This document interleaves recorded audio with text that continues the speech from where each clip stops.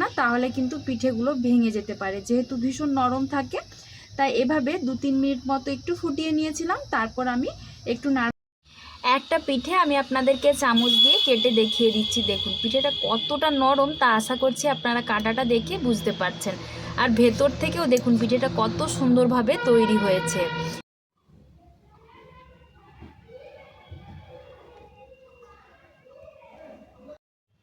নমস্কার বন্ধুরা, আমার চ্যানেলে আপনাদের সকলকে আরও একবার স্বাগত জানিয়ে আজকের নতুন একটা পর্বে আবারও একটা নতুন রেসিপি নিয়ে হাজির হয়ে গেছি।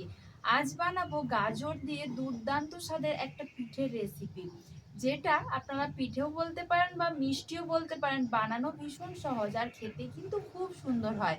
তাহলে চলুন দেরি না করে ঝটপট আমার আজকের এই দুর্দান্ত স্বাদের গাজরের পিঠের রেসিপিটি শুরু করি। যেহেতু আমার আজকের পিঠের মূল উপকরণ গাজর, তার জন্য সবার প্রথমে এখানে একটা বড় সাইজের গাজর এভাবে ছোট ছোট টুকরো করে কেটে নিয়েছি। তার আগে পরিষ্কার করে ধুয়ে নিয়েছিলাম। এবার মিক্সির জারের মধ্যে এটা দিয়ে একটা মিহি করে পেস্ট বানিয়ে নিতে হবে। এর সাথে খুব সামান্য পরিমাণে একটু দুধ দিয়ে দিচ্ছি। চাইলে এখানে দুধের পরিবর্তে আপনারা জলও দিতে পারেন। দিয়ে এটা ভালো করে মিহি করে বেটে নিচ্ছি। দেখুন গাজরটা একদম মিহি করে পেস্ট বানিয়ে নিয়েছি। এবার এই গাজর বাটাটার থেকে আমি 1 চামচ মতো গাজর এখানে একটা বাটিতে আলাদা করে রেখে দিচ্ছি। এটা আমার পরে কাজে লাগবে। এবার পিঠেটা বানিয়ে নেবার জন্য এখানে একটা কড়াই বসিয়ে দিয়েছি। তার মধ্যে আমি এখানে 1/2 চামচ মতো ঘি দিয়ে দেব। এবার অপেক্ষা করব একটু ভালো করে ঘিটা যাতে মেল্ট হয়ে যায়।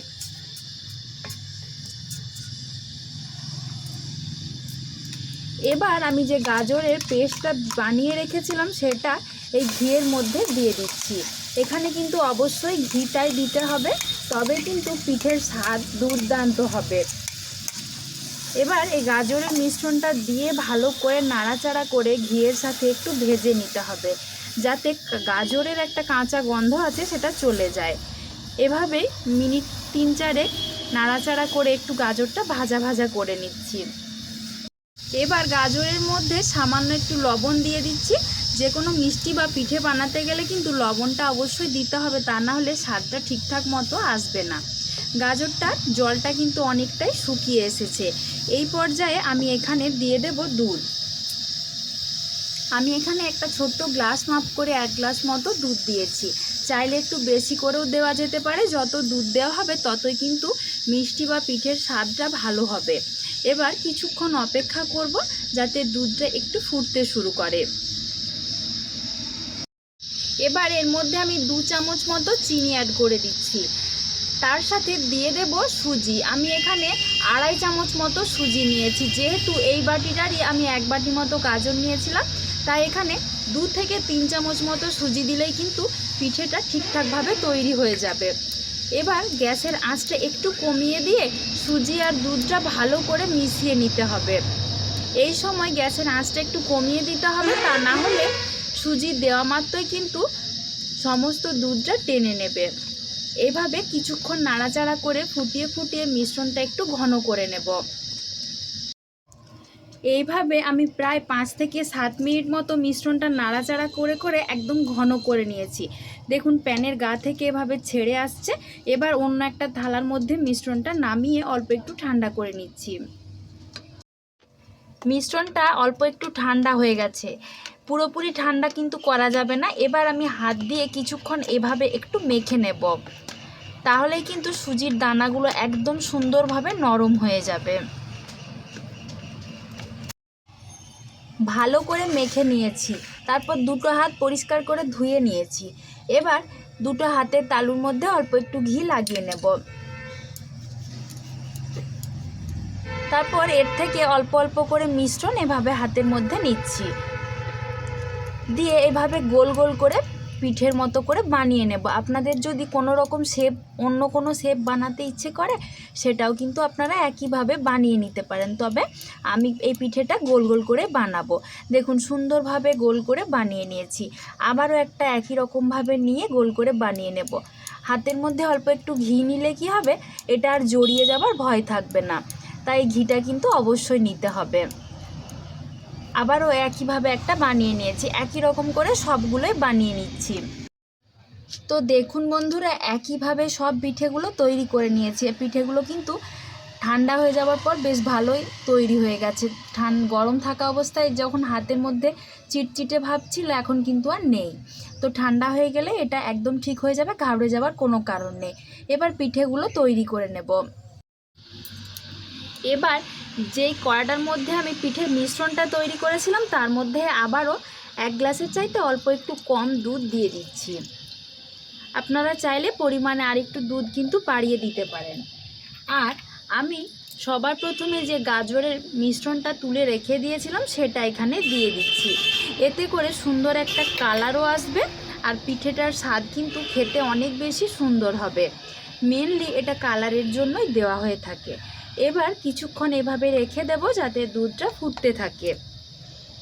আমি এখানে আবারও 2 চামচ মতো চিনি দিয়ে দিয়েছি। আপনারা যদি বেশি মিষ্টি খেতে পছন্দ করেন সেক্ষেত্রে কিন্তু চিনির পরিমাণটা অবশ্যই একটু বাড়িয়ে নেবেন।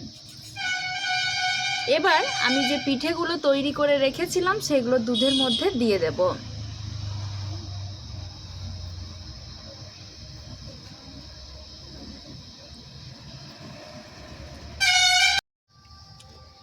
এবার পিঠেগুলো একটু নাড়াচাড়া করে উল্টে পাল্টে নেব যাতে দুটো দিক থেকে পিঠেগুলো সুন্দরভাবে তৈরি হয়ে যায়।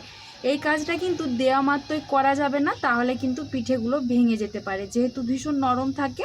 তাই এভাবে 2-3 মিনিট মতো একটু ফুটিয়ে নিয়েছিলাম, তারপর আমি একটু নাড়াচাড়া করে নিচ্ছি। দেখুন এখন কিন্তু পিঠেগুলো আগের থেকে অনেক শক্ত হয়ে গেছে, ভেঙে যাবার কিন্তু আর কোনো ভয় নেই। এবার আমি একটা উপর থেকে ঢাকা দিয়ে দেব। ঢাকা দিয়ে গ্যাসের আঁচটা একদম কমিয়ে দিয়ে 10 মিনিট এভাবে একটু ভাপিয়ে নেব। তো দেখুন বন্ধুরা, এভাবে 10 মিনিট মতো হালকা ফ্লেমে আমি ফুটিয়ে নিয়েছি। এখন কিন্তু পিঠেগুলো সুন্দরভাবে তৈরি হয়ে গেছে, আর দুধটাও দেখুন আগের থেকে অনেকটা ঘন হয়ে গেছে। আর একটা কথা এখানে বলে দিই, আমি এখানে 2 চামচ মতো চিনি দিয়েছিলাম, মিষ্টি কিন্তু একদম হালকা হয়েছিল, সেজন্য আরও 2 চামচ দিয়েছি। আপনারা চাইলে এখানে চিনির পরিমাণটা কিন্তু আরও বাড়িয়ে বা কমিয়েও নিতে পারেন। পিঠে কিন্তু আমার একদম রেডি হয়ে গেছে। এবার এখানে আমি একটা ছোট এলাচ এভাবে থেঁতো করে রেখেছিলাম সেটা দিয়ে দিচ্ছি। এতে করে একটা সুন্দর গন্ধ আসবে, খেতে বেশ ভালো লাগবে। এবার এটা দিয়েও বেশ কিছুক্ষণ এভাবে একটু নাড়াচাড়া করে মিশিয়ে নেব, তাহলে কিন্তু আমার আজকের এই দুর্দান্ত স্বাদের গাজরের পিঠে তৈরি হয়ে যাবে। এবার আমি গ্যাসের ফ্লেমটা বন্ধ করে দিচ্ছি, তারপর পিঠেটা অল্প একটু ঠান্ডা করে নেবার পর পরিবেশন করে নেব। মিষ্টিটা এখন আগের চাইতে অল্প একটু ঠান্ডা হয়ে গেছে। এবার আমি একটা অন্য বাটির মধ্যে পরিবেশন করে নিচ্ছি। দেখুন একটা মিষ্টিও কিন্তু আমার ভেঙে যায়নি, আর এই মিষ্টিটা বানানো কিন্তু ভীষণ সহজ, খুব কম সময়ের মধ্যে এটা বানানো হয়ে যায়। শীতকালে যেহেতু গাজর বাজারে বেশ পাওয়া যায়, তো প্রতিদিন একই রকম গাজরের হালুয়া না বানিয়ে আপনারা এভাবে গাজরের মিষ্টি বা গাজরের পিঠে যাই বলুন না কেন বানিয়ে দেখতে পারেন, খেতে কিন্তু খুবই সুন্দর হয়। এবার ওপর থেকে আমি সামান্য একটু পেস্তা ছড়িয়ে দিচ্ছি।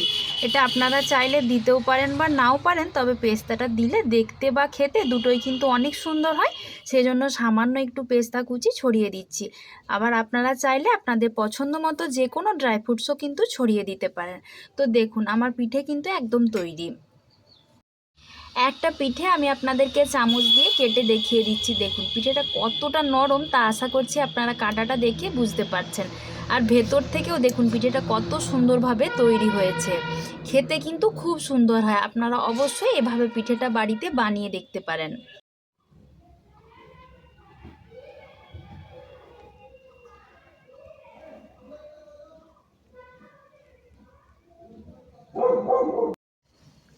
তাহলে বন্ধুরা, এই শীতকালে প্রতিদিন একই রকম গাজরের হালুয়া না বানিয়ে গাজর দিয়ে দুর্দান্ত স্বাদের এই পিঠের রেসিপিটা একবার হলে বাড়িতে বানিয়ে দেখবেন, খেতে কিন্তু খুব সুন্দর হয়, আর বানানোও ভীষণ সহজ, যে কেউ রেসিপিটা দেখলে বানিয়ে নিতে পারবে। তো আমার আজকের এই গাজরের পিঠের রেসিপিটা আপনাদের কেমন লাগলো অবশ্যই আমাকে কমেন্টে জানাবেন। ভালো লাগলে লাইক ও শেয়ার করে দেবার জন্য অনুরোধ করছি। আর চ্যানেলটিতে নতুন বন্ধু হয়ে থাকলে প্লিজ চ্যানেলটা সাবস্ক্রাইব করে দেবার জন্য অনুরোধ রইল। আজকের মতো এই পর্যন্তই। সবাই ভালো থাকবেন, সুস্থ থাকবেন। দেখা হচ্ছে পরের ভিডিওতে। ধন্যবাদ।